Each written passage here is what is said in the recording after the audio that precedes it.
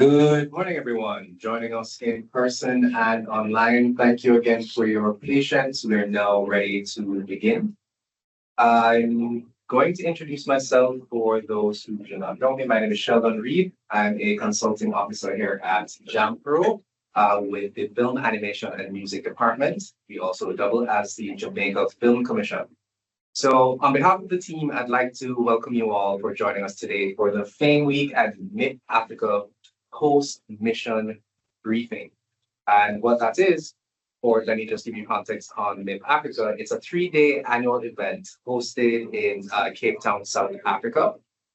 They aim to connect African film and television professionals and also to facilitate business deals, collaboration, and also to showcase African talent.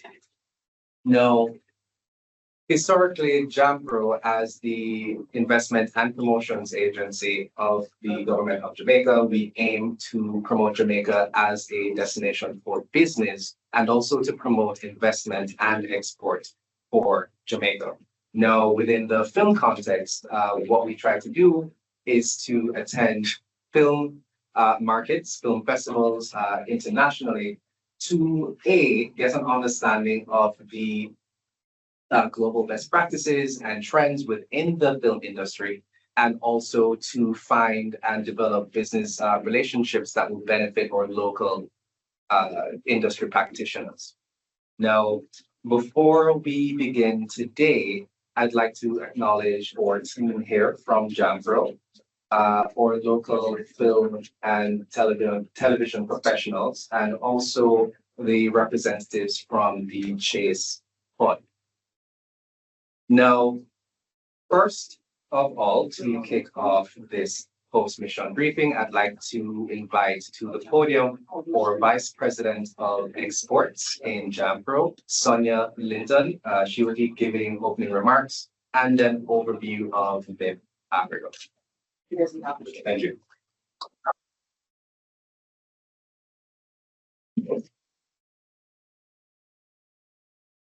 Thank you, everyone. Thank you, Sheldon. Good morning, everyone. The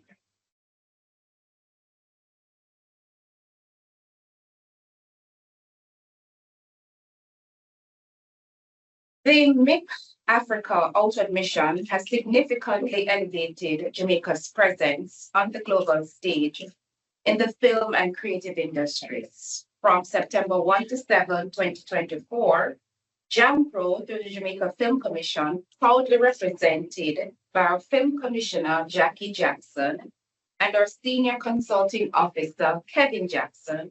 Ladies and gentlemen, they're not related. Led a dynamic Jamaican delegation to Fame Week MIP Africa in Cape Town, South Africa. The delegation, which included 8 talented creatives from Jamaica, showcased our country's unique offerings and fostered valuable connections, further positioning Jamaica as a key player in the global market.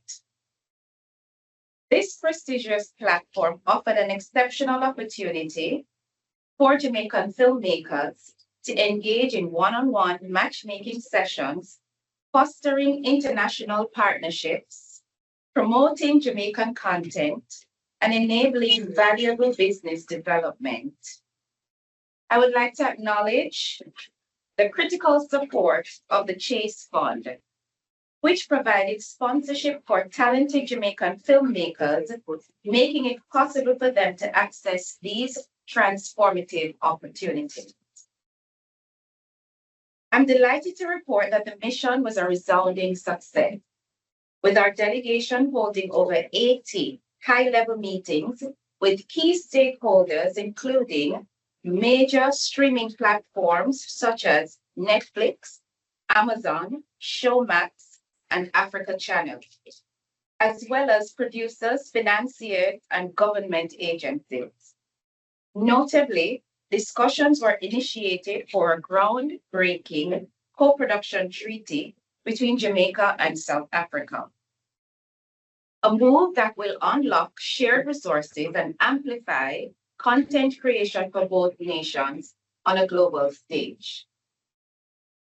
The presence of the Jamaican delegation at MIP Africa showcased the immense potential and demand for Jamaican content across the African continent, further underscoring the influence of our rich cultural heritage, which resonates far beyond our borders.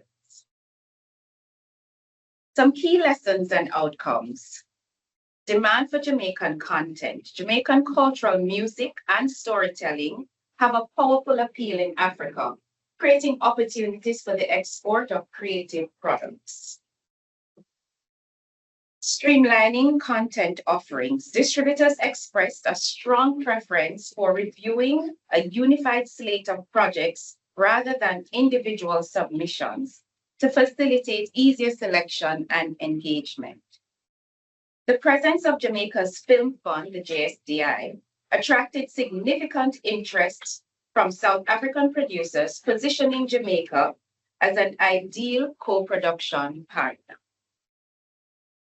As a result of these engagements, we have already begun advancing key partnerships.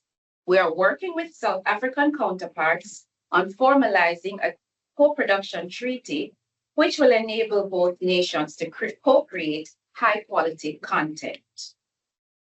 Collaborations between Jamaica and South African filmmakers are steadily taking shape, with the latest milestone being the exclusive screening of Jamaican student animations. This would have taken place, I believe, yesterday at the Cape Town International Animation Festival. Kudos.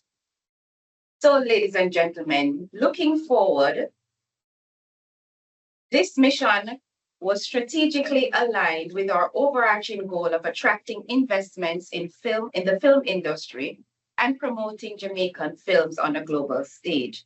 MIP was just the beginning. Our next steps include developing a national project slate or international distribution, monitoring the progress of business-to-business meetings, and pushing forward with the Jamaica-South Africa co-production treaty. Ladies and gentlemen, Jamaica is committed to positioning its creative industries at the forefront of global markets. And this mission is a testament to the remarkable talent and ambition of our filmmakers. We are proud of what has been achieved and excited for the future that lies ahead as we continue to expand our footprint in Africa and beyond. Thank you very much.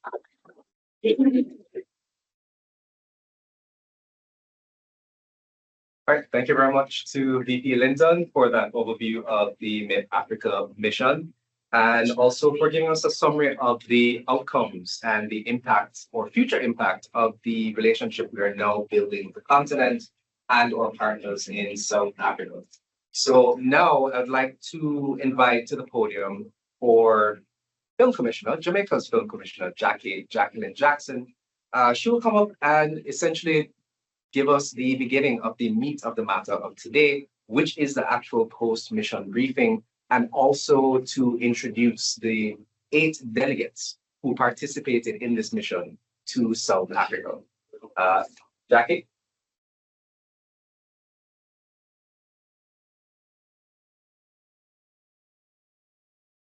Good morning, everyone. Morning. As a storyteller, I'm going to ask that my team play my video.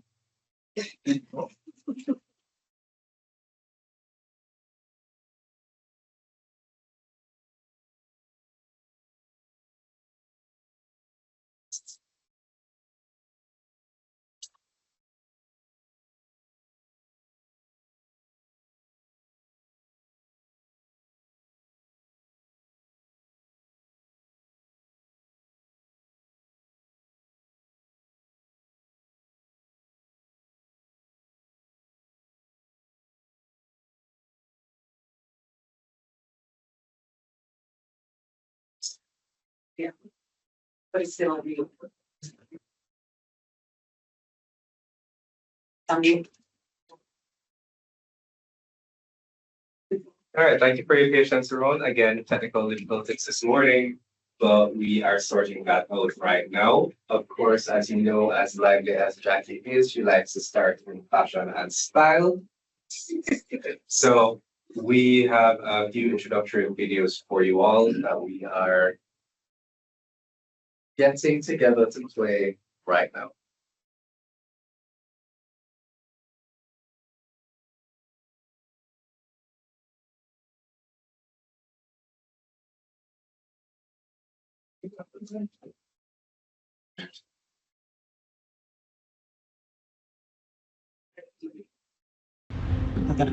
We're excited to be here. I mean, it's day 3, and as you can see, we're now in the virtual studio. Coming to South Africa and part. Hi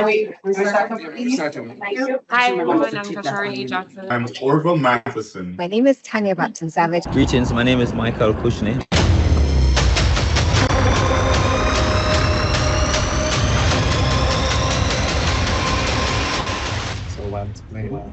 I'm pretty excited to be here. I mean, it's day 3, and as you can see, we're now in the virtual studio. Coming to South Africa and participating in MIP and getting to see all the possibilities and all the education that we have garnered here. It has just been amazing. Wanted to find potential distributors, collaborators, co-producers, and what we found was a lot of interest. Africa and Jamaica, which creates a massive opportunity for us, is that there's a direct connection. We don't need to do anything to anything from Jamaica.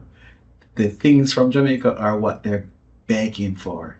People walk up to us every single day asking us for content. As part of the experience, JAMPRO arranged for us to visit state-of-the-art post-production facilities, sound stages, and actual film sets. We're able to meet with distributors, studio executives, and other important people that are essential to our business. Now we're getting an opportunity to be on film sets, to see things operating at a larger than life scale. First world post-production, first world G&E equipment rental, first world sets. We just walked off Wheel of Fortune. There's so many things happening here in South Africa. I came here with one thing in mind, which was networking, building connections, generating need for distribution of content, because we brought our slate of projects and it's been beyond this. We just need to come together now, use all this information that we have to make some good content, because the world is asking for the content. I want to big up JAMPRO for the thought, the visionary behind this, because this is just the beginning and a step forward to making Jamaica similar to South Africa, a film destination and also an exporter of the creative industry. It is a first step in what I imagine is going to be a wonderful process. We found people were very excited about our project, Escape to Last Week. We know this is just a start of relationships, but it is the signal that good things are about to happen on their feeds. Like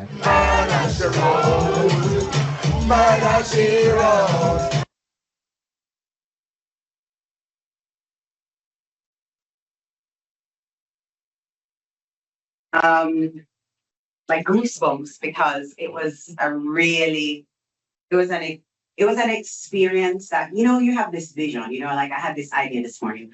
I had a dream, like Martin Luther King. I had a dream, and sometimes that dream changes, and sometimes you have to pivot, because I know initially we had on the schedule from, when we're doing our strategy documentation. And last year I said to the creatives, like, listen, I want to go to Africa. This is something that's untapped avenue. And I said to President Cox, said to my team, said to VP Linton when she came in. And then, of course, Kevin, who's our senior consulting officer, would be the newest person on the team. And before I continue, I just have to pick up my team. Guys, I know you're busy, you're working. Can you come out, please? Just come out so that I can see you, because I have to show up. I don't know how it goes, right? It wouldn't be possible without my team. Yes, I have all these big ideations, but Kevin Jackson, senior consulting officer, said yes. Sheldon Reed, who was upstairs, he won't come out because he's like, listen, I was at the podium all morning. And then Vanisha Reed, she's the person in the back, she's our administrative officer. And let me tell you something, it wouldn't happen. This mission wouldn't happen without them.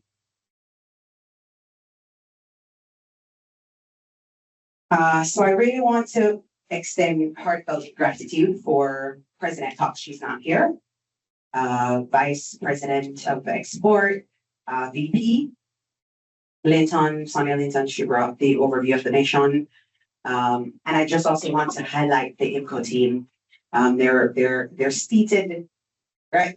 IMCO, wave. Because I know that for something to work, I mean, the name is Jamaica Promotions Corporation. So for that to work, we have to talk about who we are and what we are doing. And so for this vision, it really included the IMCO team as well. Looking at the press releases that went out, the images, the interviews, those things that were done, pre-mission and post-mission. That's now happening now. Thank you guys. Invaluable support. Kevin walked up. Where's Kevin? This is where we now sing happy birthday, because it is also Kevin Jackson's birthday. Happy birthday to you. Happy birthday, Jamaica. Thank you. Happy birthday. Happy birthday. Happy birthday to you, dear Kevin. Happy birthday. Yeah. Celebrations all around. And then if you know the story for the last, the couple months before, because we went to South Africa September. So we're traveling from the end of August. So went for about the 1st to the 6th. Some of us stayed over a little bit. Some left a little early on the 5th. But how we managed to have the delegations. They invited me and the Film Commission, great. And I said, South Africa, we've never really, penetrated that market. But I also don't want to go there alone. And so when I called VP Linton and President Cox, and I said, can you help me bring a delegation? Jackie, you have 6 weeks. I was like, I can do it. I'll work weekends, I'll work nights. And then I just started making the calls. And then I called one special person at Chase, Mr. L.A. Williams. Mr. Williams, can you please stand? Listen to me now. Mr. Williams. Honestly, Mr. Williams have like 500 emails, 500 texts, 600. But this is when you believe in something, you write something. It's not just the call, but to set up a proper proposal to say what is the aim of the mission, who is going to be there. So Mr. Williams is here from Chase, and Ms. Hillary Colton, thank you so much, because of course she has to review to ensure that what we're proposing makes sense, right? And I just want to say thank you. Thank you for your continuous support of the creative industries. It is a really expensive field, and traveling and going to these markets it's not easy. So thank you for saying yes, and thank you for answering all of my calls. So this mission was dedicated to, of course, showcasing the talented creatives that are here. And so I did a thing in South Africa when I was supposed to be on a panel, and I kind of shake up the place. People, they're sending this video over and over. And this is how I want to introduce my creatives. Them say when the wheel not broken, you don't need no fixing. So let's go.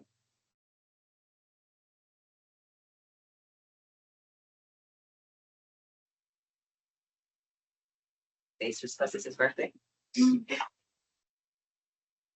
I brought a delegation here of creatives, and I think that's how I want to do my introduction.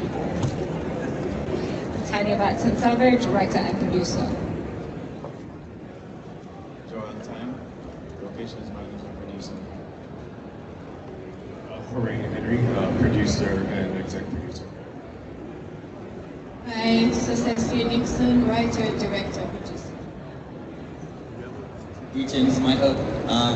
Cushnie, writer, director. Thank you. Good morning. Orville Matherson, producer, director, CEO of my production company. Thank you. Wentworth Kelly, cinematographer, post-production specialist.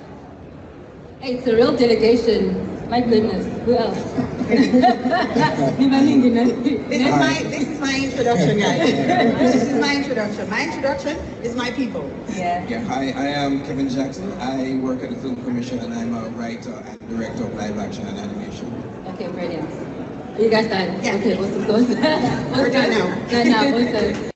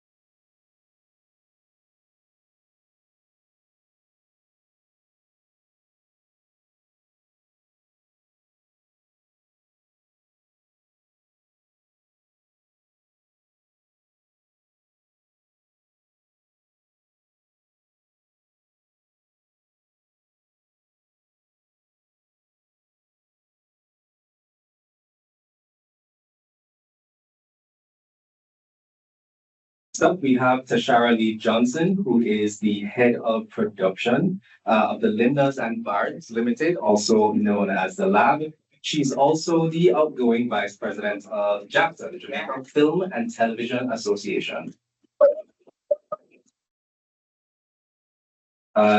Next up in person is Michael Cushnie. He is a local writer, director, and editor. All right, so these are the creatives, the delegates who are in person with us here today at the JAMPRO head office. We are also joined online by Team Ikon Media. So I think we have Horane Henry, who is of Ikon Media and Films, who is a producer and executive producer. With him, he's joined by Wentworth Kelly, who is a cinematographer and a post-production specialist. And finally, but not least, is Sosiessia Nixon, who is a writer, director, and producer with Ikon Media and Films. So we'll be hearing from everyone here, online and in person, shortly. So we are introducing the delegation to you today so that we can get a little bit of their experience and perspective from their mission to Africa. I know that each of them went for their own reasons, of course, whether they had projects or they're trying to make business connections. So they're going to share a little bit about their trip, their experience, and potentially anything they can share of any outcomes or any kind of guidance that they would want to share to other persons in the Jamaican film industry. So I'm going to pass the mic first up to Orville Matherson, who will start us off. So I'm going to pass the mic physically, one moment. Testing, testing, testing. All right, so you can start. There is a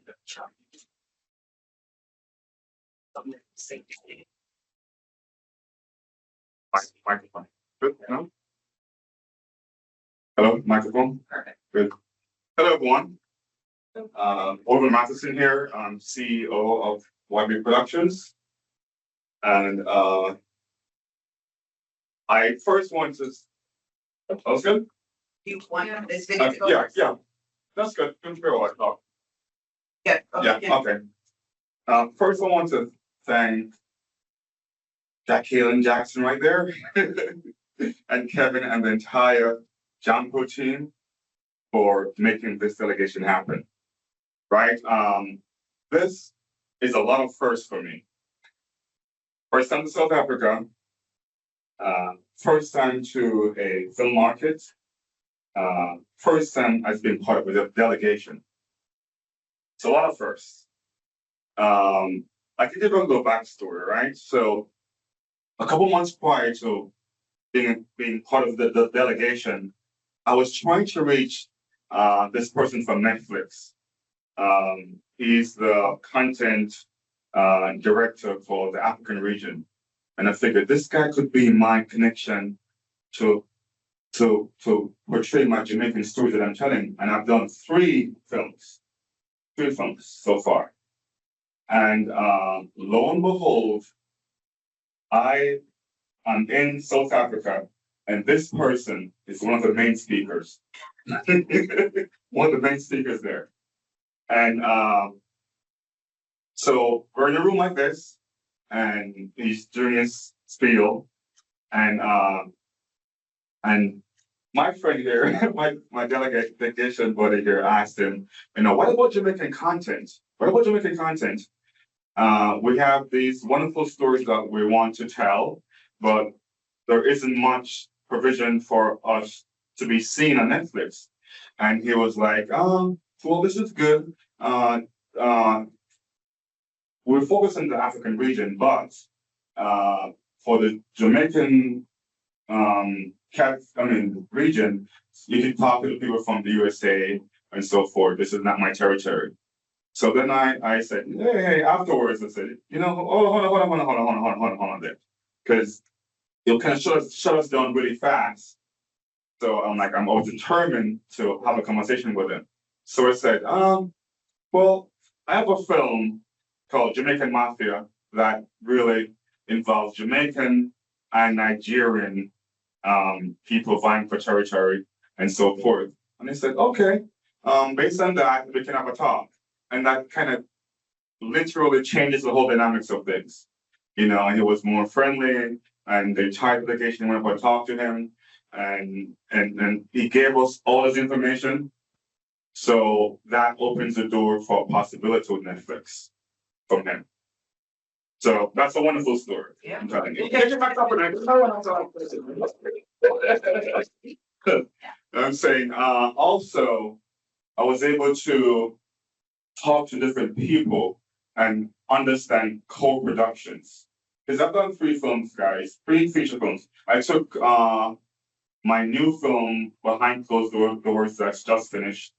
And we just finished a script, a part 2 for Jamaican Mafia. So 2 things that I'm bringing to South Africa. So I'm talking to people and they were like, you know what, this is good. This is good. You know, let's talk more. You know, and that's co-production that I would have never had. Or be sitting talking to these people that are interested in what we have, you know, as Jamaican creatives.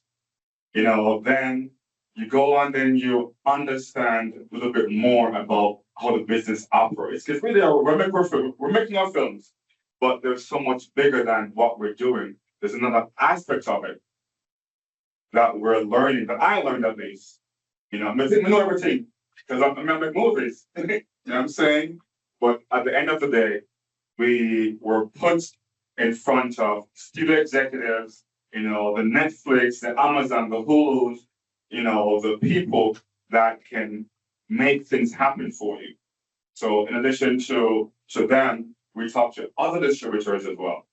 And they want to either see one of us, they want to see us collectively, you know, they'll talk about, my colleagues will talk about it as well. But it was such a rewarding experience. You know what I'm saying?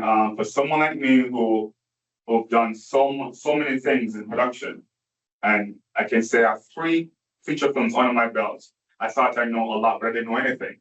I didn't know anything, you know, but this script opened my eyes and gave me opportunities that I would have never seen happen so fast for me. And I want to thank you guys, JAMPRO, and for making me part of this delegation. All right? That's all. Thank you. All right, thank you very much, Orville, for your experience. I'm going to pass that off to Tanya, Batson Savage. Yeah. No, it's on one slide. Other slide.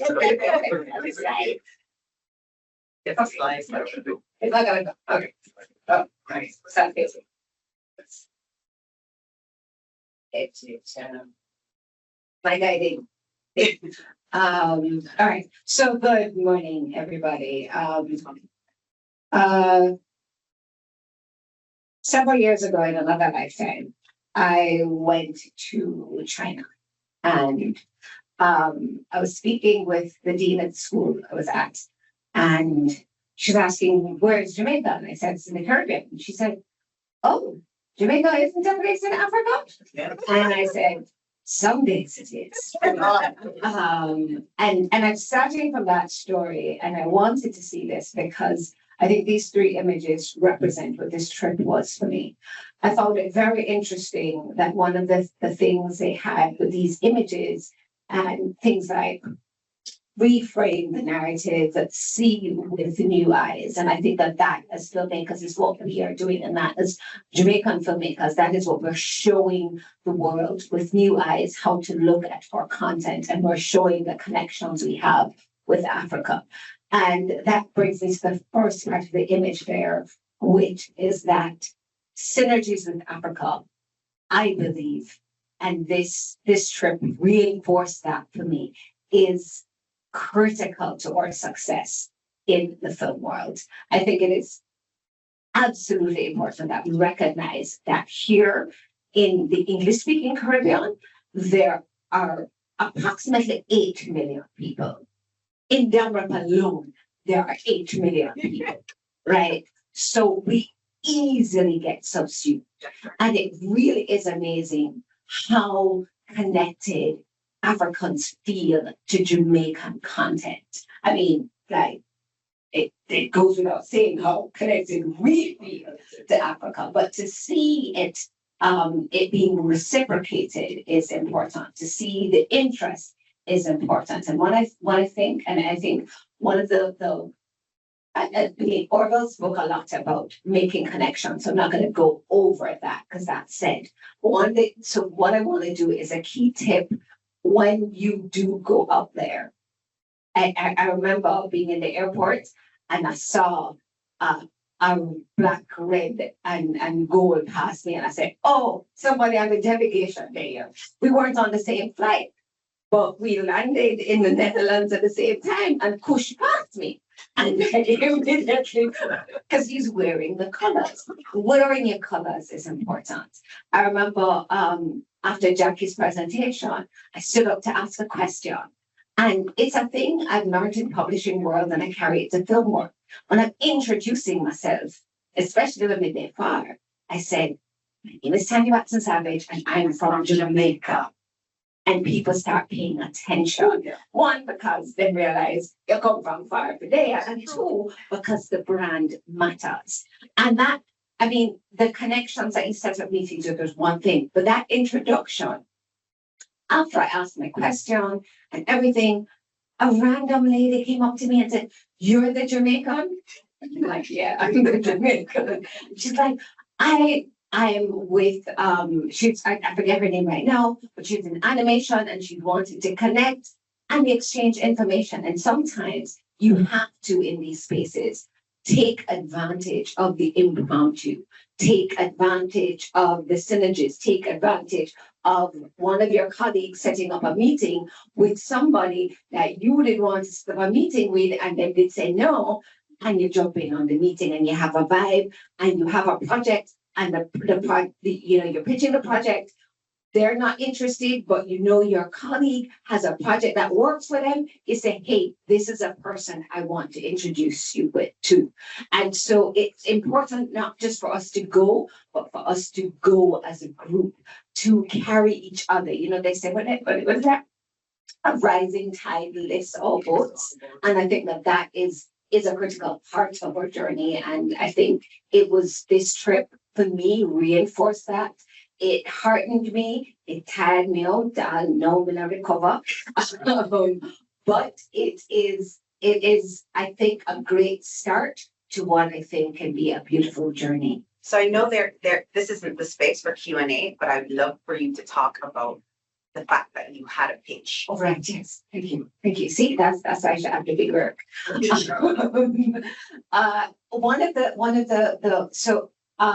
My producing partner and Lisa Chapman, the minute we heard about the MIP Africa possibilities, jumped on the MIP Africa website, and we saw that they had a pitch platform, right?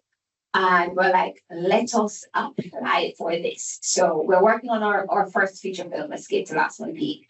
And so we did the requisite documents and sent it in, and we're so excited to be accepted, to be on the pitch platform, to be pitching to one of the biggest networks across Africa. We were selected for a closed pitch, so it was just them, and they have channels. Yes, they have channels across the continent.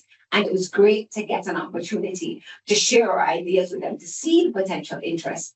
And, just to be the only project from this side of the world that was on that platform. And that just reminded us that it's important to try for these things, because when we applied for it, all we had was one conversation with Jackie that said this was a possibility. We never know where the money will come from. We never know how we're going to reach. No plane ticket, no book, no nothing, but you go for it. And so it was very important for us to go for it. And it was heartwarming. It was great. They were very receptive. I mean, these things take a while for feedback. But nothing has come out of it yet. But even just the experience, even just sharpening our pitch, knowing how we speak to people on the international stage about our project, doing that over and again was critical to the experience. I can go now. I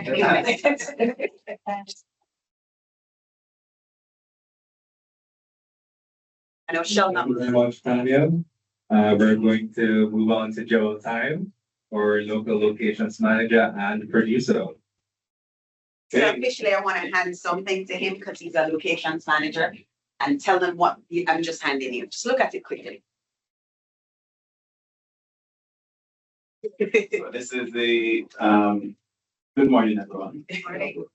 All right, this is a Film Week location studio tour. So we basically went and toured a few huge studios while we were in South Africa. And trust me, that was amazing. Our eyes were just like so bright. But and everyone was just amazed by how big they're doing it in South Africa. Well, for me, some backstories though, on the experience. So the Ikon team had reached out to me like a year ago, and they asked me about coming on board with them to basically produce some projects that they're working on. I'm really a location manager, but they said, come on board. I think you'll fit well with this project.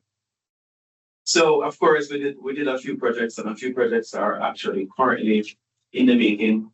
So I took it on myself this year to say, okay, I'm gonna do some investments in that arena. So I said this year, let me see what markets are available, what film festivals are happening. I'm just gonna go there, make some connections, take it from there. So like 2 weeks before I got onto the information that this is happening, when I reached out to JAMPRO to say, hey, I have an interest in going to Toronto. Who's going? I just want to know there's a team going to TIFF so that I can basically go there, make some connections, attend some meetings, just to see what it's like. And they mentioned me, but I'm looking at all that is happening, and I'm like, Africa, this is just the right place for us. I didn't see it until I went home and so reading on my own, and then I said, this is a no-brainer, I'm gonna do it. So the information is there. I said, look, I'll just pay my way, get a flight, get accommodation, and go. But so arriving in Cape Town, from the moment I landed, everyone was just on this Jamaica. I wore my Jamaican colors, and I had to stop. I had to stop. I got invitation for everything that was happening. I got pulled left, right, and center. I really had to stop. It was like that. Brand Jamaica is huge, big, and that to me is an opportunity for us. That is like so easy because what they're asking for is stories. They want to see our content on their screens. People are begging for it. So I really went to establish relations, get some connections, but then I came home with a plethora of knowledge and everything, connections. So from here now, like for me, I have some seminars and workshops that are in the planning phases now. So producers from outside Jamaica are looking to come here to teach us because being there is, we realize that we are far from where things are to be. And the opportunity is there also for us to take on, and to take them on, we have to invest in ourselves, invest in the stories, teach people, and basically to also make people be aware of the opportunities that will come from film, investing in film, investing in just like as a location manager, we go to communities and the communities benefit from us coming to film in their communities. So of course we have to make people be aware, like, when you see these things coming about, we all benefit. Separate and apart from us that is doing the film, it stretches over to the very person walking on the road. It benefits everyone. And these opportunities that exist also is not for a one person or anything. We have to do this as a united front because it's big. As I sat in many meetings, I speak about a one project or two project. These guys are like, we want hours. They want us to bring hours of content. They want Jamaica to have a massive amount of content coming to them because they're interested in it. So takeaway for me is for us as the film industry, we need to put together loads of content because there is a place for them. And I would say it was a very informative trip. And I really happy that I took on the opportunity to take part on this initiative. And big thanks to Chase for coming on board. Say, okay, we will fund you guys. We appreciate it. And we enjoy the experience. I enjoy the experience. And I'm looking forward to take on these opportunities that exist for us. And I'm sure everyone is here looking to go back bigger with something on this.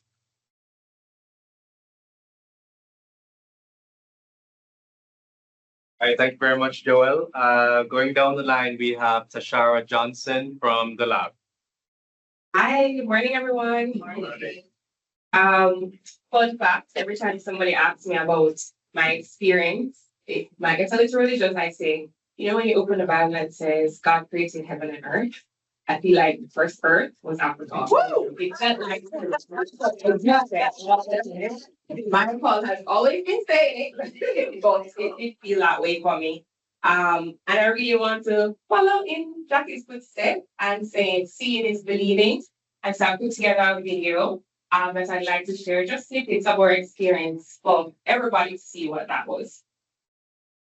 Make sure that everyone online is seeing it as well, please. All the technocrats are back there now. Yeah, have to unmute it straight up.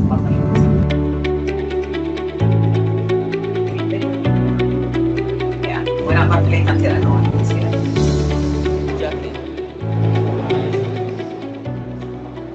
Yeah. We have to take a chance on some of the creatives. The space is there, the audience is there. Oh yes, great.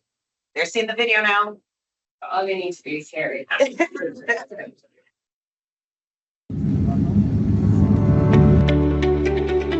Audio.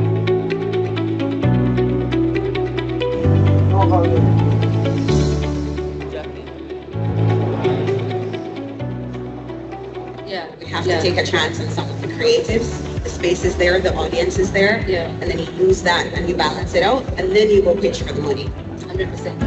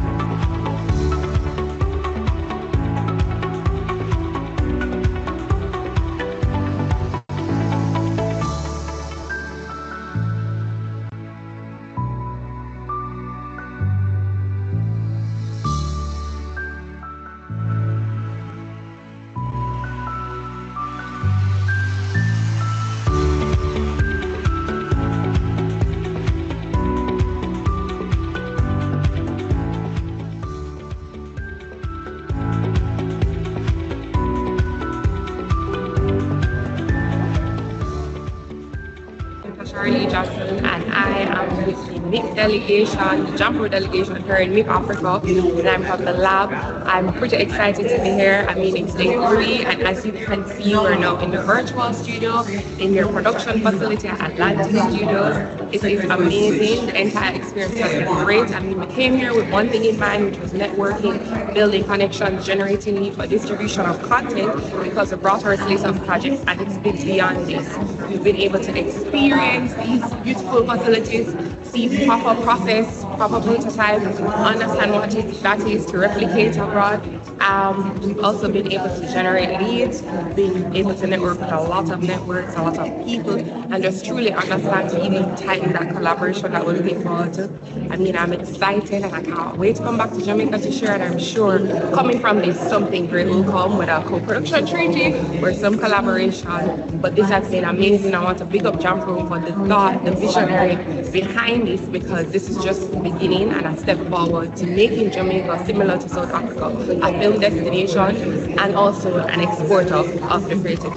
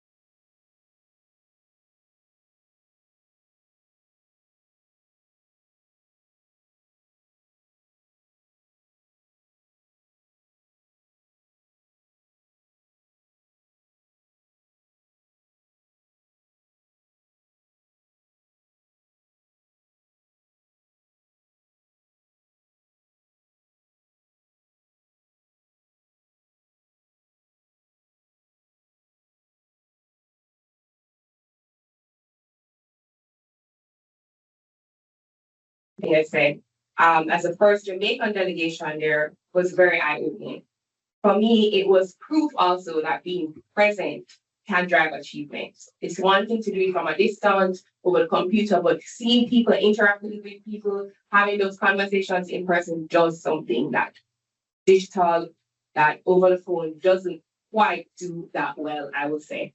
We showcase projects of exceptional storytelling. The projects taken were nothing short of quality. I think everybody was like, whoa, you doing this in Jamaica? Oh my God. And we're like, yeah, duh, we're great. No, not like that in an arrogant way, but yes, we are on par with the world, right? And the only thing I would say that we fell short on was funding. And I'm going to be very honest, people want completed projects. Yep. And a lot of what we had were not necessarily completed. There were pilots, there were proof of concepts, there were Bibles, there were scripts. And they were like, can I get this completed? I can give you a deal now. Can I see this completed? I'm ready. And I wanted to bring that to the fore because I feel like I know our tireless and our timely efforts of the completion of the JSDI will impact that.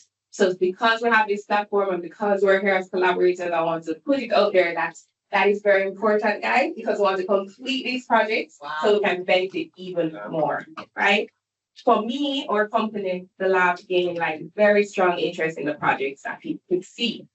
And I'm driving back home again. So we had a pilot for an award-winning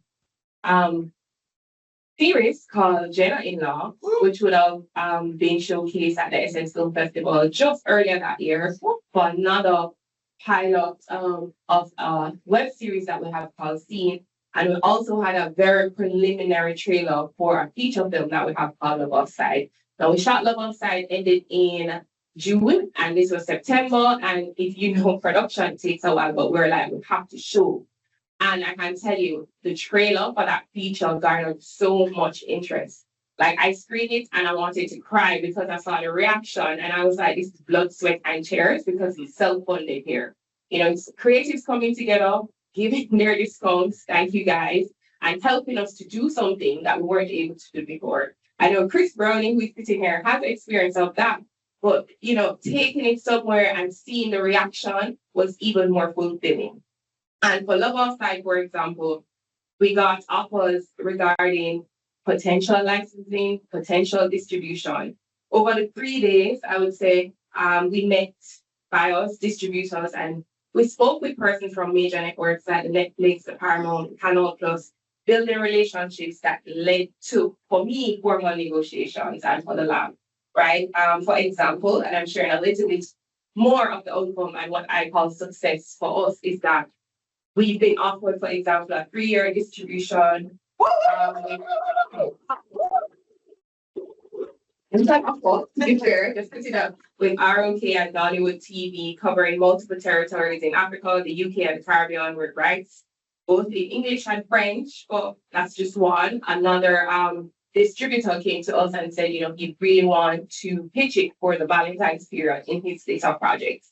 And he clearly has access to the domestic US market.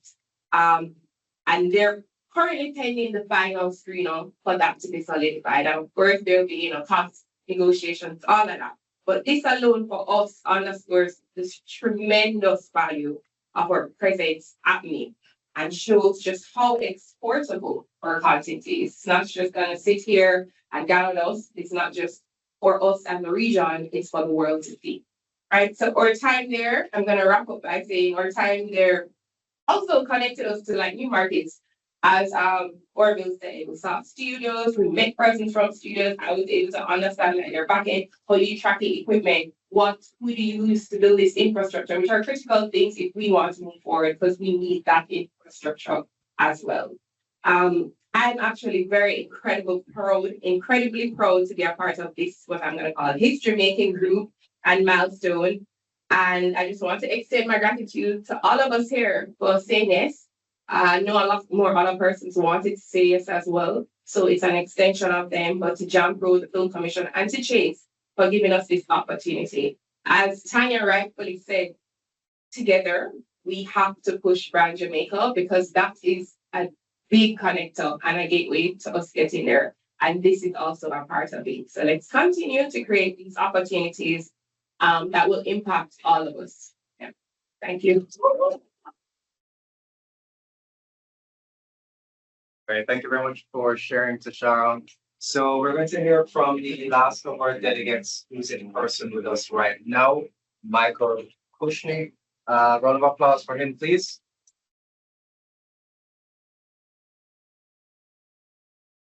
Okay, morning again, everybody. So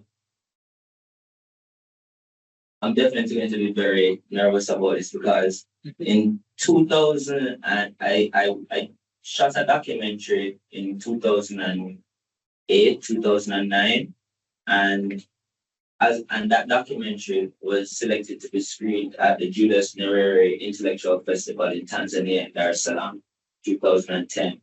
That's the first time I been to Africa. Never paid. And so when I went to Tanzania, like once I saw what was there, I was like, yo, I have to come back. You know, it's just like, this is just like a creative space that is on the verge of just explosion. So it took 2 years before I had another project that would allow me to travel there. And I'm very happy that Chase is here because in 2012, for Jamaica's 50th year of independence, myself, Lanisha Prendergast, and Kelly Saab, we created a project. We're traveling around 6 countries in Africa, exploring the creative industries, like what we could learn in 50 days to help our nation for the next 50 years. And it allowed me to go Kenya, Nigeria, Tanzania, Ghana, South Africa, and Ethiopia. And all of the countries that we went to are all countries that had at the time, like film industries that were blowing up. You know, just like on the verge of growing, like when Nollywood was just, when people still were on the DVD stage. And we wrote a proposal, Chase assisted us on the project, and I got the chance to travel through all of that. Now, that was my first project that I, as a filmmaker, did. And once the project was finished, I never realized how much it would take post-production and what would it take to license music and to color And that project ended up sitting down for 10 years.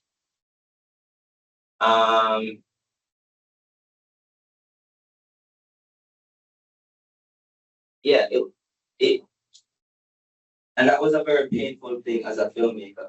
You know what I mean? You travel and you told this, you document this story and nobody will get a chance to see because you don't have the money to license music. You don't have the money to pay for the coloring that it deserves to go on a streaming or a broadcast platform at the level that you want it to go on, not to drop it on YouTube, and get some likes. For the story to travel, for the amount of work. Like I tell you, we traveled for about 4 months. Like through all these countries, backpacking, not easy, not with a delegation, like driving from Nigeria to Ghana in a vehicle, you know what I mean? Just to kind of experience what opportunities were there. That project sat down, and it's just so funny how the universe works. Because when I heard about this project, I said, like, Donisha is just kind of like, yo, this is the project. This is it. And I took that project, and that was a project that I pitched in order to be a part of this revolution. And that was the project that took me to South Africa.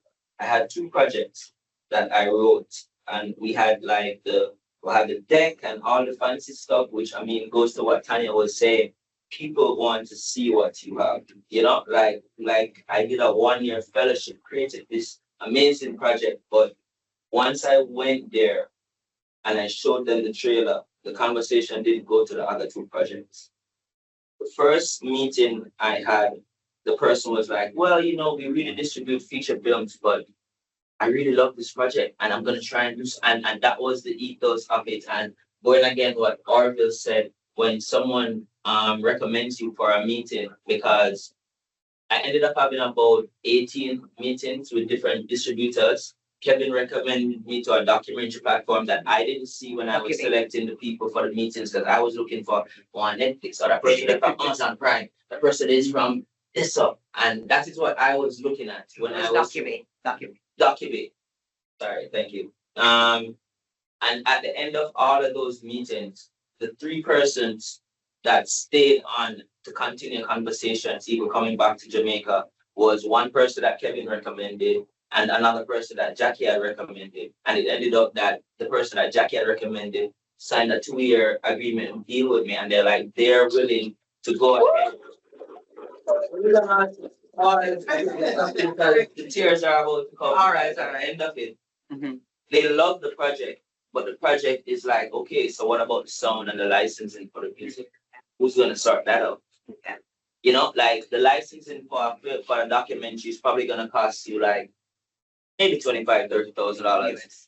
In 2 years, you could sell that project for easily $150,000 because you're selling it in different countries and different collecting and here. So because I don't have $30,000, you don't have the potential for $150,000. Yeah. So just how do you need just licensing for music? It's a little bit more than just licensing, because it's specific music that is in there. It's very specific music and sound and color at a certain level. Like, yes, I'm a colorist and whatever, but you want to get to a level that, and some of the places that we went to, like, we weren't even allowed to film. When we went to refinery, they do the color for like a lot of Netflix projects, like, some of them I can't remember right now, but when you go in there and you see the level of work that these guys are doing, they're like, okay, cool. Oh, I'm not a colorist. Yeah, I know I'm a colorist, right? They're a colorist. When you see and the environments that they are in. So I don't want to get too, Kevin had up the thing. So the 3 takeaways that I really, before I wrap up, definitely, I would say one of the conversations that we had was people wanted volume. So while it is all good trying to go hard on a feature film, and so people wanted episodics, they wanted more, because a lot of these platforms, there's a reason why there's an Africa content on Netflix because of the category, because of the volume. If we together as the Caribbean was producing, because we cannot talk, our numbers don't even compete. We cannot even have a conversation in Jamaica, first of all. It cannot be a Jamaica conversation. And unfortunately, our numbers are even so low, we cannot even be in the Latin America, which as Orville said, he's like, you can't talk to me about that. You have to talk to the Netflix guy in Latin America because Jamaica is in Latin America. So we are getting consumed by all of non-English speaking territories, right? So for me, being able to share our content in a place where right now there's maybe 5 or 6 million streaming paid subscription persons in Africa. In the next 2 years, it's projected to be somewhere in the region of like 15 million paid subscription. When I am pitching my projects like these 2 other projects and we're trying to sell them to streaming platforms in the US, whether the Black networks or other platforms, the first thing them do when they look at our outlines is tell you what to change. When I brought the projects to the continent, they had never had any problems with what to change because they understand the cultural nuances, they understand the culture, and they're also, it's Black people you're selling Black stories to, you know? Like, to make it frankly, yes, okay, you have the BTs and you have all of these all access, but they're not necessarily owned by Black people. You know, and America, even though we're so close to America, our stories don't translate. You know, like I had a short film and I was showing it in Africa and they had somebody like in country washing clothes on a rock, right? And he beat the rock and whatever and thing. He showed us in the US, they're asking, well, why is he doing that? Versus you see somebody in Africa that just move past it because they know it doesn't even, it's not strange. You know what I mean? So, yeah, so real quick, before I get, because this is like, for me, I don't know if this is just like completely full circle. You know what I mean? That the project that I went there for 10 years ago is the project that brought me back there. And those are the people that actually wanted it. When persons, they didn't watch the film, they literally just watched the trailer and they saw Femi Kuti, they saw Rita Marley. They knew exactly what the scope of the project was already. You show that project in the States, they're like, so who is this? There's like 3 or 4 Netflix documentaries right now that Femi Kuti is a thread through it, you know? So, and I'll get a little uncensored here when I say that. So we're in a room that is about the size of Knoxville Boulevard. These are all streaming platforms. Like you can't, like it took about 3 days for us to go to everybody. You understand? And everybody was there buying content from young people. Coming from a country where I've been producing content on television for more than 15 years and we've always been selling content. That to me is when I stood up in one of the forums and I said that, the people were like, you're insane. Where in the world does that happen? So I spoke to Jackie about it and, you know, like we had a conversation and those things have to happen at a policy level because it has to be the responsibility of the private sector or a responsibility of these broadcasters to sustain the film industry. You know, you can't be spending $300 on an episode of Fresh Prince of Bel-Air and not putting any money into the local film industry.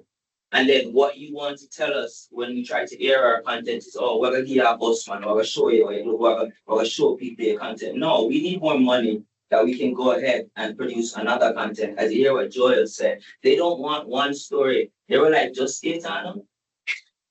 They want 100 for you to have a serious conversation.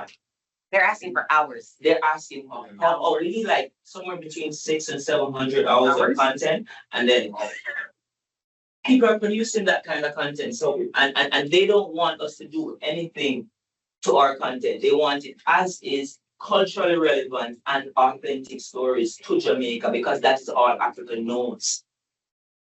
All their romantic ideas of the Rastaman on the beach and the love story and this and the music and the different versions of Bob Marley, like these are the stories that they want to hear and they already have a palette for it. So why not invest and give them that?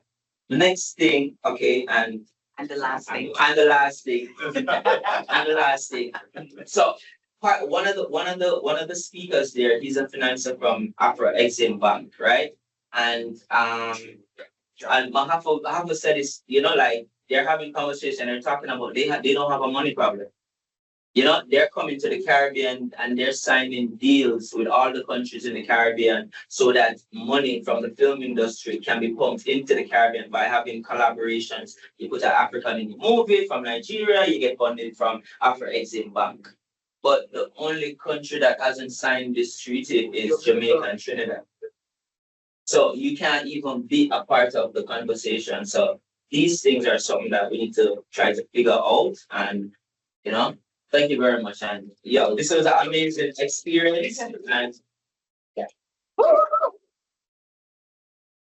right. Thank you very much, Michael, and thank you very much to the panelists in the house with us. Very insightful from all of you, and very happy that you could benefit, you know, from this experience. So, for the interest of time, we're supposed to wrap at 12, but we have a few minutes to head over. I'm going to invite our delegates online from the Ikon team. So I know that Wentworth is online with us. Going to ask you to unmute and identify yourself, please. And I know also Horane is online. So I'm also going to ask the internal team to project them on our monitor here so that we can see them.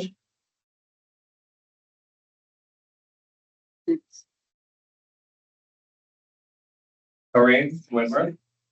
Hey You everybody. available? Yeah, can you hear me? Yes, we can. So Awesome. that's Wentworth. Horane, you there with us? Yes, I am. All right, perfect. Just going to get you on screen one moment. And then you guys can begin.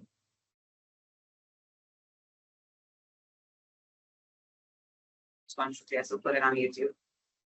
All right, perfect. All right, so you guys can give us an overview of your experience in South Africa, and then just any guidance, any tips that you learned from being there. Sure.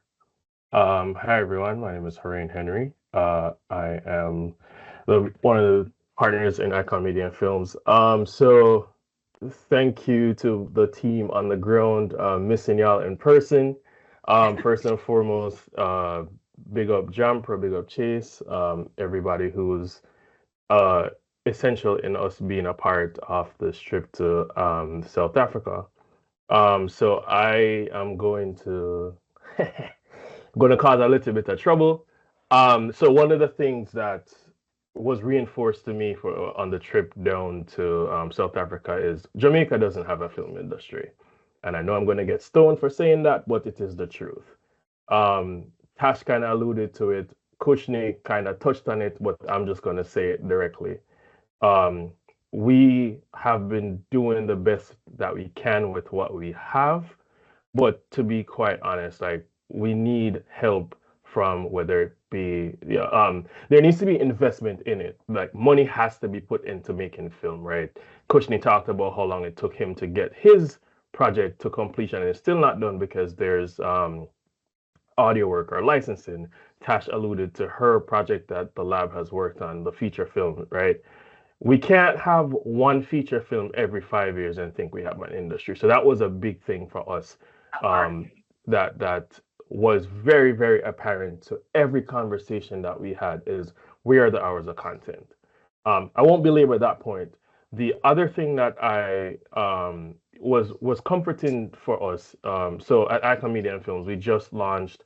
I see Wentworth is on screen. He's actually in the studio. We just launched our post-production, a full-service post-production studio, and that's us trying to do our part to help the industry in Jamaica grow. Because, again, in order to have your projects on these different platforms, it has to be done at a standard that can be distributed worldwide. So that was very comforting for us to realize that we're moving in the right direction. When we went to the refinery, just the conversation that we were able to have there, some of the equipment that we also have in our studio there is the stuff that they're using. So, that was pretty good to know that, okay, this is what we're able to offer to the Jamaican market and the Caribbean market. And thirdly, and I'll be done after this, is the networking opportunities that we had, which was pretty awesome. I actually see Cedric, who we met in South Africa, on this call, and subsequent to us meeting in South Africa, Cedric and I have been working on other things outside of just the Jamaican content. Like I connected him with friends here I have in the US, and we're trying to do some projects here as well. So for me, the biggest part of this was the networking, both with the people we got to meet there as well as my Jamaican filmmakers. And I think we all walked away as a Jamaican filmmakers recognizing and understanding that, hey, we have to come together. If Tash project have to be the first one that go through the door, and then Tash come help me on my project, and we kind of help each other. Like that's just the way it has to go, because right now we have to pool our resources in order for projects to go forward. So, all right, let me stop chat this and Wentworth, over to you, sir. Yeah. Good morning, everybody. Yeah, I wanted to be there in person. Some unavoidable occurrences, but quickly, like Tash spoke about, Tash opened by saying that, whenever anybody asks her about the experience, what she says, then I refer to the song, The Promised Land.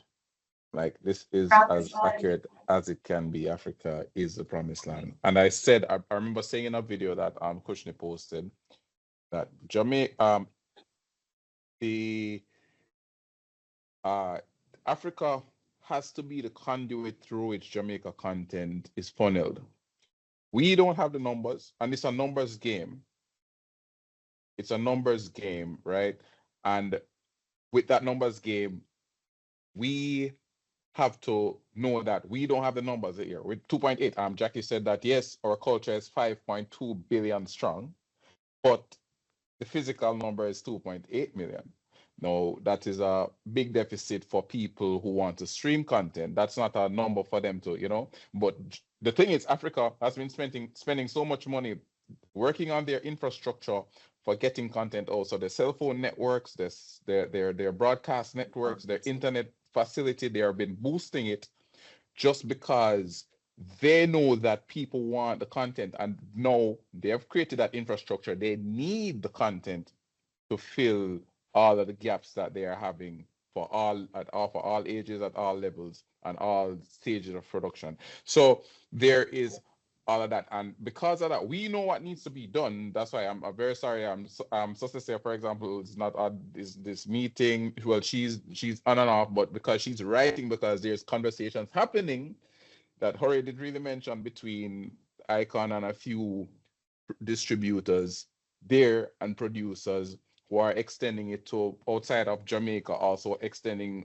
our reach into UK and into America as well. So because the stories that are being shared are the same stories that we have. And so, we don't want to labor it, but the thing is, we have to understand that we're playing in a global space. And Horane said, we have to start pouring back into this. Horane spoke about going to the refinery, which is one of the top post-production facilities in the world. This is not even an Africa thing, in the world. And we had really great conversations. And again, Horane spoke about what he went there and saw. And when we went there and we saw it there, we were like, okay, we're not that far, because we had just opened this one spot, and the plan is to expand. But we can only expand if there's a need for what we have. And the need for what we have will only come if there's more investment in persons doing film. So we have Tanya's film being done. We have Joel producing films that Joel's producing, the films that Tash is producing. Cushnie has his documentary and part 2 documentary that will need to be done, and you need to get it done at the highest quality so it can be streamed, and then you can come to a goalpost. So the investment component is very, very important. So all of these opportunities that have been provided for us will only make sense if we have the investment infrastructure. So I am very grateful. I went to Africa and I saw things that I didn't think I would see in Africa. I saw remote cranes. I saw telescopic cranes. I think Jackie had that video. I don't know why you don't play that one. So there's the virtual screen that Tash stood in front of, and the guys took me into the back just to show me how it worked, because I was badgering them with questions. They're like, you know what? Come, let's show you what's there. And myself and Horane got to see all of that, and we saw a whole backlot. We saw film sets. We were out there and watching them shooting One Piece while we were there. So Yes. we saw that happening in real time. Cedric, myself and Cedric was on the call, geeked out over that for a little bit. So I'm saying that Africa is the next frontier, and they're inviting us to come and shoot. They're like, it's probably cheaper to shoot here in South Africa than it is in your country. They said that. It's not probably, it is cheaper. So, and I was there when Jackie met with the minister, and they were talking, and he's like, listen, this thing needs to happen by next year. So he's not holding any breaks. He's like, we are ready to go with creating this understanding between this MOU between Jamaica and South Africa so we can get films done. So the world of opportunity is huge, but we need the support of investment. It was good to go there and see all the pretty stuff, but when I came back to Jamaica, I was like, okay, what no? Right? So we need the assistance of JAMPRO and Chase. We still need the continued support. And JAMPRO, you made the first step by getting all of us to be in South Africa as a delegation. You did the groundwork, you planted the seed. So I'm eternally grateful, and to Chase as well. And we hope that seeing what we have come back and we've been able to tell you, because I'm telling you, I don't even want to get into what Ikon, the cause that Ikons has had, and just the opportunities, and it's too much. We would need more time to talk about it. We didn't even touch on it because it's a rabbit hole going down that to cover that. And Jamaican filmmakers on this call, we have to work together.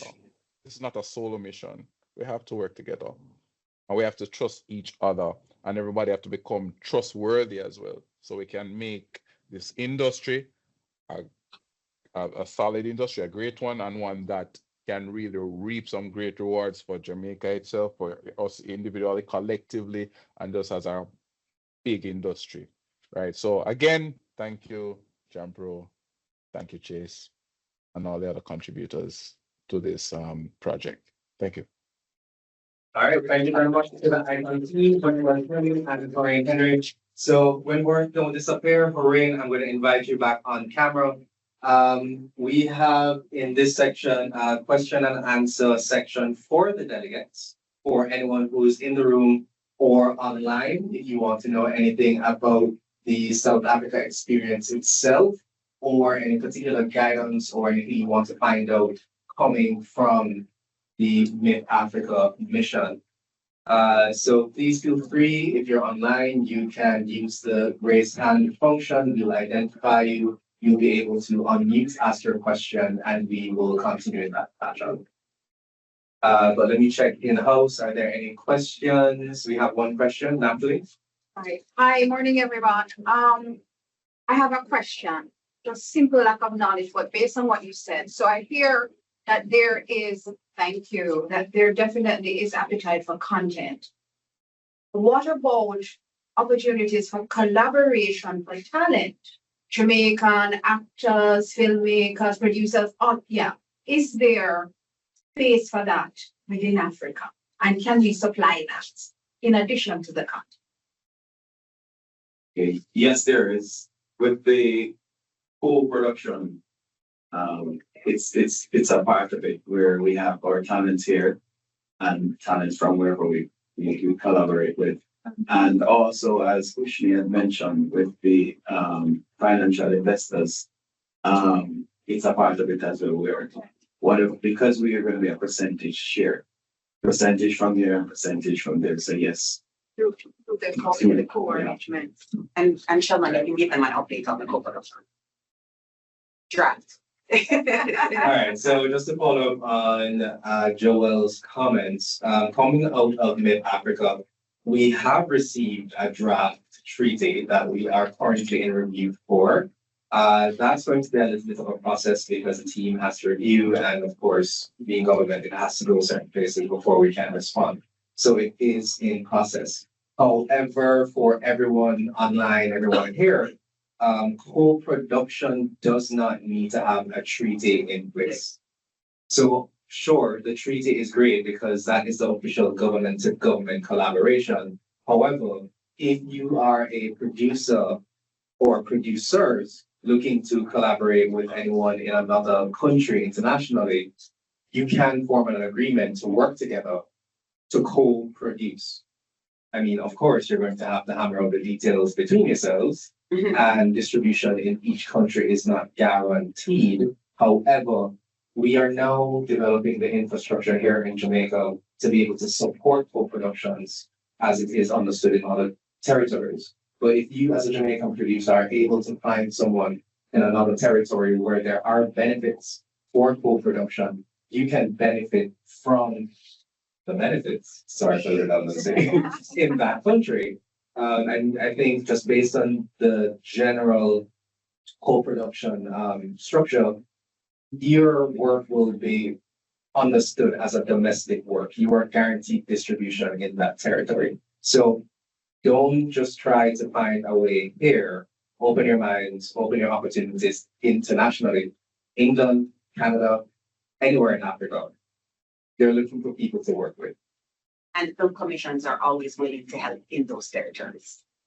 Great. All right. Any other questions online in room? If not, I am glad to move forward.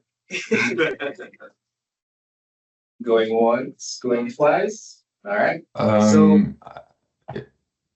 Hello, everyone. Cedric. Yes, please. It's not really a question, but I think I was supposed to say something, so I'm gonna do it quickly, briefly. Hi, everyone. Would love to be in Kingston with you. Right now it's pretty cold in Paris, so I'm a bit jealous to see you all in t-shirts. I think everything has been said already, and especially what Horane and Wentworth just mentioned a few minutes ago. I don't really have much to add, but I would say that there is a huge potential to partner and to find synergies with Africa. As Wentworth said, the number is a number game, and in Africa you have it. I wanted to actually share some slides just for you to have an idea. Yeah. I don't know if I can do it quickly. Oh, absolutely. So you can go ahead and share. And while you do that, I will introduce you to the rest of the team. So the delegates you have heard drop a name, Cedric. So this is the Cedric Pierre-Louis. He is the Director of Programming for African Fiction Channels at Canal Plus. He oversees 6 different Afrocentric TV channels. And for those at home who do not know what Canal Plus is, it is a French-based global media and entertainment company, primarily focused on streaming and digital content. So back over to you, Cedric. Thank you very much for the introduction. I want to also add that actually Canal Plus is probably the #1 pay TV operator in Europe. We can probably, if you count the UK, we might be second. But the other important news is that we are about to merge with the second biggest pay TV operator. So let me just show you. So basically in Africa, especially Anglophone Africa, you have a pay TV operator called DSTV. You probably saw it when you were in South Africa. Probably saw some adverts for DSTV. So the mother company is called MultiChoice, and we are about to merge with them.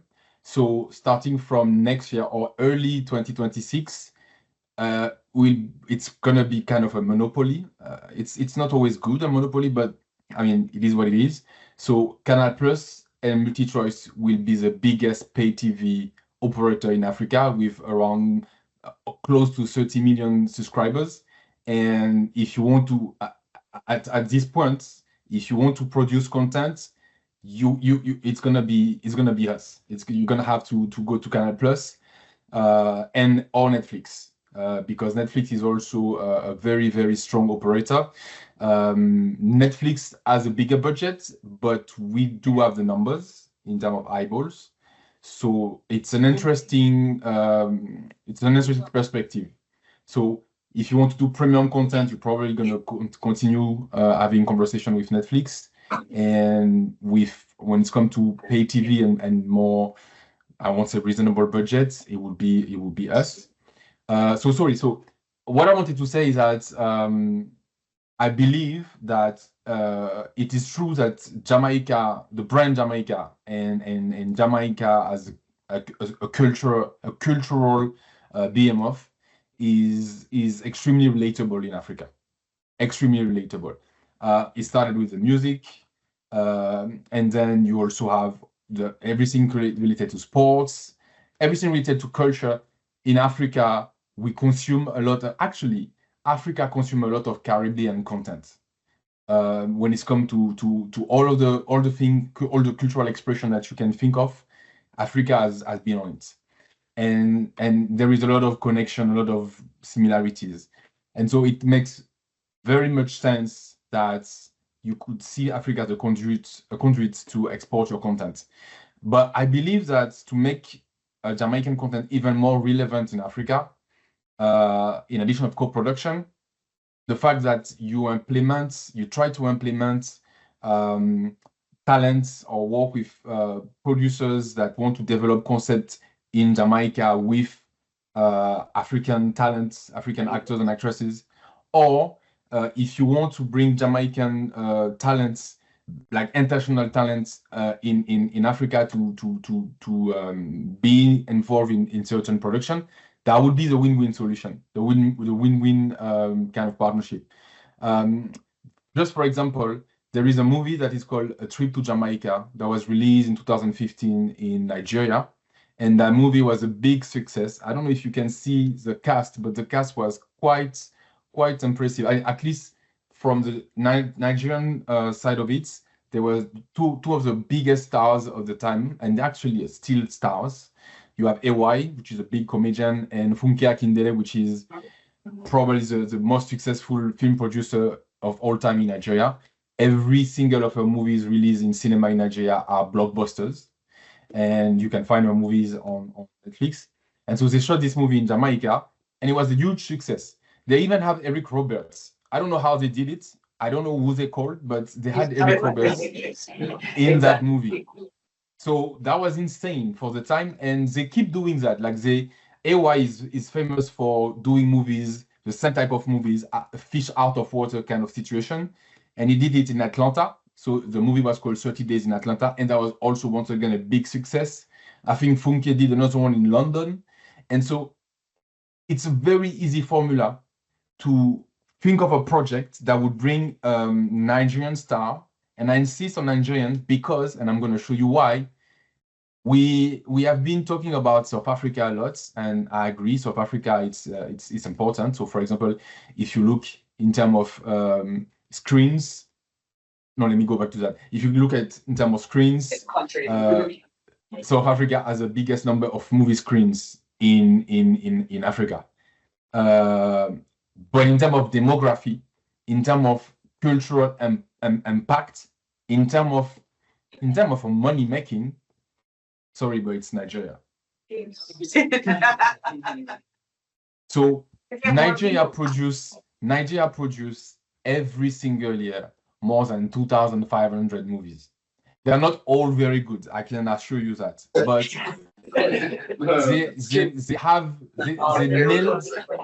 they nailed the volume game. They nailed it. And nobody can compete with them. Nobody. It's such a huge market for movie making that you have dedicated channels. I can tell you, I'm running 4 of those channels just made of Nigerian content. So we have 2 channels for Anglophone Africa with only Nigerian content, and we have 2 other channels with Nigerian content but dubbed in French. And that's it. And just those channels are extremely successful everywhere in Africa. So I think it's a good thing that you have this partnership with South Africa, but I urge Commissioner Jackson, please think of trying to strike the same type of partnership with Nigeria. And I'm telling you, culturally speaking, the connection between Nigeria and Jamaica is humongous, is huge. So it's going to be extremely natural for Nigerians to see the synergy, to see how they can work with Jamaica on different projects. And just to once again give you a perspective in terms of demographic, just look at those numbers. Nigeria is the most populous country in Africa. Nobody can compete with them on that point. And they are the nation of cinema. in Africa. And I just want to also add something. Things that I think, as we probably mentioned earlier, we need to keep. I mean, Jamaica need to keep strengthening the skills and the competencies of the crews on the ground, because that's the kind of argument that will make sense for producers to say, okay, I don't need to bring my cameraman, my line producer. I just can come and shoot in Jamaica. I just bring the director of photography, maybe the producer or executive producer, and that's it. But another thing that will be interesting, and I don't know if you have this, Commissioner Jackson. I'm Commissioner Jackson. I would like to have your feedback on that. But tax incentives would be extremely helpful for any foreign producer that want to shoot in Jamaica. Honestly, that's how nowadays cities in the world are competing between each other. If a person that decides to shoot something in the Caribbean or somewhere, even if it's the person who wants to shoot something in Africa, but you come in with a proposition that is, okay, when you shoot in in Jamaica, you have these tax rebates, you have these tax incentives, that will make so much more sense for them to actually shoot in Jamaica. So I think it's something that's very important to consider. And I want to just give a shout out to Love Offside, because the moment I showed the trailer to my team, now I'm being arrested every single day. As for about my what's up with Love Offside? Like, we need this movie. Like, did you get any feedback? I need to switch up my phone sometimes. Like, please stop texting me. Stop. I'm gonna tell you when it's done. Right? So honestly, the quality of the trailer. I hope it's not just the trailer, right, Tash? I hope you're not pulling a trick on us. But the trailer was so good. The acting, the location, the cinematography. I mean, it looks great. And so my team is looking forward to show it. I hope we can make it work. And as I said, if we manage to strike this deal, Love Offside will be actually shown on the Rock channel, which are the Anglophone channels on DSTV, and the Nollywood channel on Canal Plus, so Francophone, and almost like something around like 5 to 7 million people will watch it. And that's a big deal. And I want to finish one last thing. I think, Tash, I don't know if I introduced you to my colleague from Coast West that are our distribution arm in Africa and beyond Africa. And I don't know if we ever talk about theater distribution of the movie in Africa, because Canal Plus also has a cinema network called Canal Olympia. We are present in 17 countries throughout Africa. They're mostly Francophone Africa. But if we have the deal, if we can make the deal happen, the movie will be dubbed in French, and you'll be able to use the dubbing, the French dub if you want. We need to find an agreement on that, but the dubbing will be done already. So that would be an interesting option to see how we could maybe air the movie in cinema in Africa and then have it on the channels. But I really encourage you guys to shoot this type of movie because it was really, really impressive. I also want to say something quickly about Orville. Orville, I'm so sorry about Jamaican Mafia. I asked my team to watch it, and I will give you a feedback soon.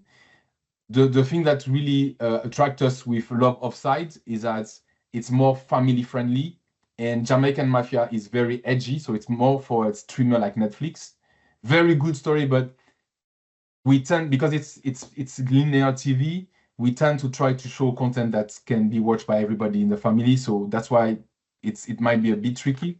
But you guys have a lot of potential. You have the location, beautiful location. You have a culture that everybody can relate to. You have like, I mean, beautiful people. I mean, Jamaica should be the hub for filmmaking in the Caribbean. And I believe that we also need to think of how we can work between the Caribbean islands, because I think there is also a market to awaken in the Caribbean islands. We probably need to see how we can see how Caribbean movies can be visible in cinema in Trinidad, in Martinique, Guadeloupe, in Saint Martin. We need to see, because what is the strength, and I'm finishing on this point, what is the strength of Nigeria is that they have a local market that is self-sufficient. They started first in their market, they became extremely successful in their market. Their market can sustain them, just their market. So we also need to think, how can we see the market, our market as a Caribbean market, and how we can sustain ourselves from the Caribbean market, so we have more strength, more resources, more muscle to then export ourselves outside of the Caribbean. I'm done. Thank you for listening.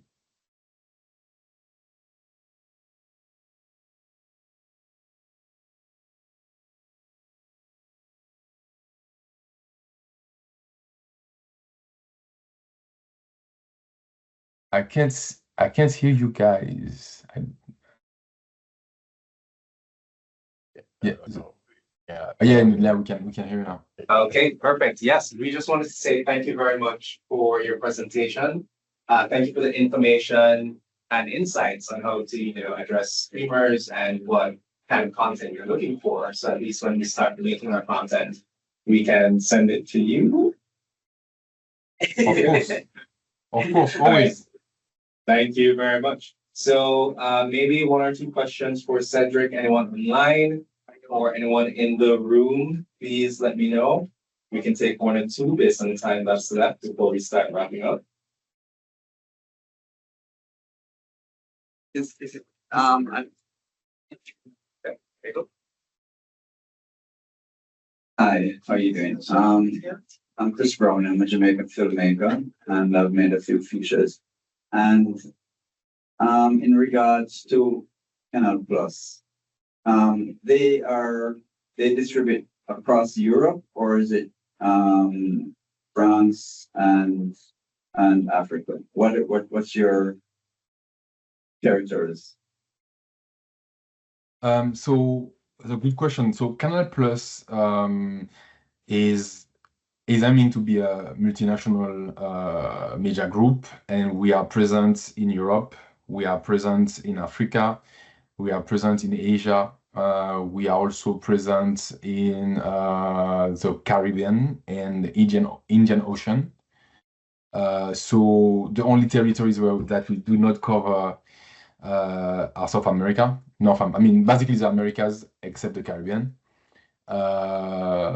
And we mostly target the francophone market, but with the acquisition of MultiChoice, TSTV, it's gonna be 50-50 francophone and anglophone markets. So yeah. So you're looking for all content in terms of TV as well as features? Sorry? Are you looking for documentaries, television content, and features, or? Yeah, so we have different acquisition departments for different channels, different business units. My business unit, my department, my scope is very limited. It's only African content. But as you know now, I decided to open it up also to the diaspora. But we do have people who are buying documentaries. We do have people who buy movies, series. We buy everything. It's more about the relevancy of the content, or if the story, or there is something special with the story. But we do. So for example, I think we had a movie that was shot and produced by Idris Elba. I think it's wait, I don't remember the name, but it was actually co-produced by Studio Canal, and some scenes happened in Jamaica and others in London. So yeah, it's Everything is possible. Yadi. What's it? Yadi, exactly. Cedric? Yadi. Okay, good. Yadi. That's right. Sorry.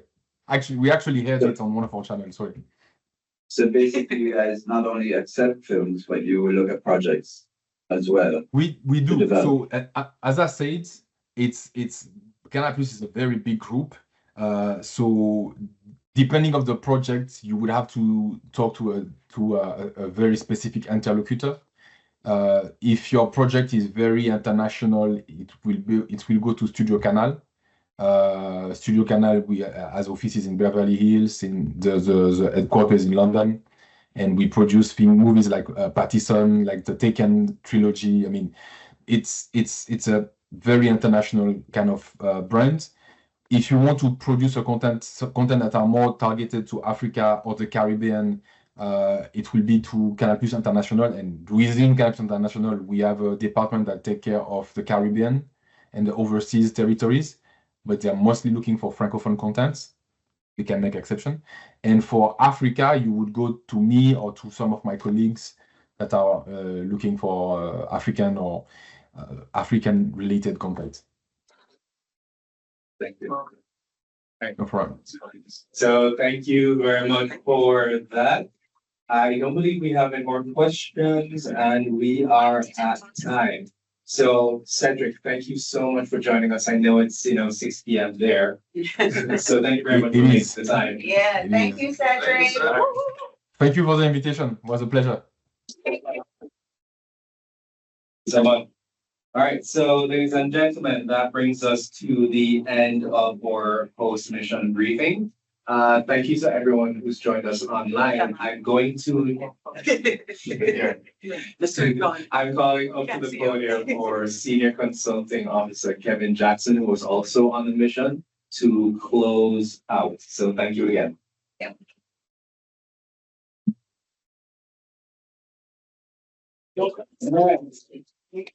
Afternoon, everybody. So you see all this piece of paper here? Normally, anybody who knows me knows that I don't use paper when I talk out the dome.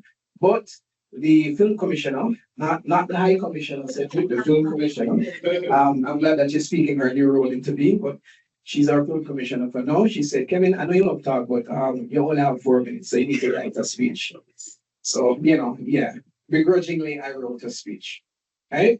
And she said, yeah, even though it's your birthday, it's not your show, Kevin. So anyway, I'm new to the Film Commission. I've been here for about 3 months. So, I'm the baby. But I've interacted with JAMPRO before. I've attended missions, like yourselves, some years ago. And, before I came to the Film Commission, before I came to JAMPRO, I saw JAMPRO as a space to really, help push the film industry, beyond what I was doing before. And being on missions like these, I learned a lot when I went as well. So I definitely, side with you guys. But one feeling that I kept having was, are we going to the wrong markets? Yeah, we were going to the best known markets at the time, MIPCOM, Kids Screen for animation, the TIFF, etc. But I kept wondering, are we targeting the wrong audience? Now, when I joined the Film Commission, Jackie tried to sell me on her vision of taking filmmakers to Africa.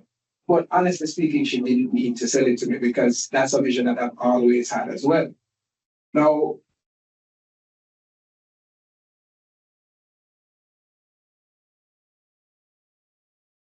thereabout, and June, yeah. So she was invited in June, and she didn't have to do much convincing, to tell me, to plan this mission because there's clear cultural affinity, as many of you have been saying, right? And we've never truly explored this cultural affinity before. We've never gone into markets like Africa. And right now is an ideal time in the global film industry to explore new territories. Now, as we conclude today's press briefing, I want to thank each of you for your time and interest in this exciting venture into the African market. It's a significant step in our commitment to fostering international collaboration and showcasing our unique cinematic talents on a global stage. And this initiative is not just about exploring opportunities, right? But also about building bridges with African and other international partners and enhancing our cultural diplomacy. It's a chance to highlight the incredible creativity and innovation coming out of our country and to attract new investment and partnerships that will benefit our industry for years to come. With that said, let me tell you about our next steps, because this mission to Africa is not a one and done. So on October 3, we were invited to attend the Zuma International Film Festival, facilitated by the Nigerian Film Corporation between December 1 to 5 of this year. So we are going to Nigeria in December. And this is Nigeria's foremost film festival, held annually in Abuja in collaboration with the Federal Capital Territory Administration. Now, it's the 14th staging of this festival, and it serves as a convergence point for film professionals and enthusiasts from around the world to network, interact, and explore co-production opportunities. Now, their submissions were closed, but they reopened their submissions for just specifically for Jamaica, right? They said they want Jamaica to be a part of this, so they reopened. And we had sent out the call to JAFTA, JAN, with all of the associations. So they would have sent it out to their members, and the festival received 8 submissions, which they're currently evaluating. 9 submissions. Oh, is it 9? Okay, 9 submissions, which From Jamaica. Yes, from Jamaica, which they're currently evaluating. Now, we won't hear who they selected until about November 14th, or thereabout. And based on the numbers that they select, we may extend invitations for those persons to attend. However, based on, the fact that it might be short notice, can't guarantee that we'll be able to, sponsor like we did with your. But chasing in the room. But chasing in the room.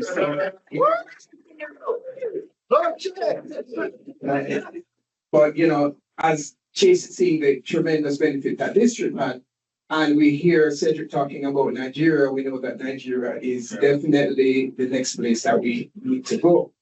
Now, having met with Netflix, Amazon, Showmax, FilmRise, Canal Plus, and others, one major thing that we learned is that distribution companies and streaming platforms are looking for a slate of films, right? As you guys have been echoing. We're not really looking to talk specifically to individual projects, because hundreds of people are talking to them at these markets. It gets overwhelming. So they really want to see a slate that they can pick from and say, hey, I like this project, that project, this project.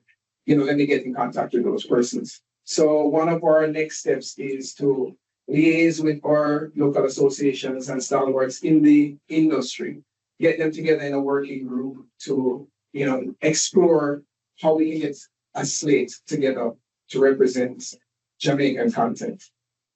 Now, I think it was yesterday, we met with the distribution company AAFTVIA. Don't ask me what that means. It's a very long acronym. Asia, something. Asia Africa. Right. Film and television. And it's one of the few companies with distribution rights in China, right? If anybody knows the Chinese market, is not an easy market to get into, right? And they have distribution rights in China. And they've been asked by Silk Road Film Festival, which is a huge festival in China, to source African stories, particularly of that human-centered topics. And essentially, they are happy to partner with us because, our cultural affinity to Jamaica, to Africa is very close. So there is that possibility of them distributing films on our behalf, right? And it's going through on this marriage. And then another step in partnership with Film Cape Town, which is basically the Film Commission in Cape Town. We're going to be organizing a producer-to-producer airtable meeting where producers in Jamaica and producers in South Africa, right, will get to meet, discuss doing co-productions. They have funding, we have funding, and combined we can leverage that to move productions forward. As Wentworth and Horane were saying, Africa is pretty much our conduit for us to get our content onto these bigger platforms, because they're looking at volume, like hundreds of hours of content, right? And us by ourselves can't produce hundreds of hours of content with our current infrastructure. Now, in closing, I want once again to thank IMCO, our marketing and PR department, the President's office, our legal team and finance team for all the hard work that they put into making this possible. Sheldon and Felicia and the FAM team for the great support that they provided us, this mission. especially the Chase Fund for supporting the delegation. And without you, this definitely would not have been possible. And I am most happy and relieved that you decided not to go through with the restraining order against Jackie. She harassed you morning, noon, and night. Like every day. Like guys, she really fight for it. But honestly, I have to give it up to Chase because I could overhear some of the conversations, and every time she called Mr. Williams was just so accommodating, so friendly. And I was like, why not type here for one every day? Oh man, right. Thank you, Chase. And so with that said, ladies and gentlemen, right, without further ado, thank you once again for being here today and for the continued support. We look forward to sharing more updates as time goes by, which we will. And so I want you guys to have a great day and look forward to a bright, prosperous future for our film industry. Thank you.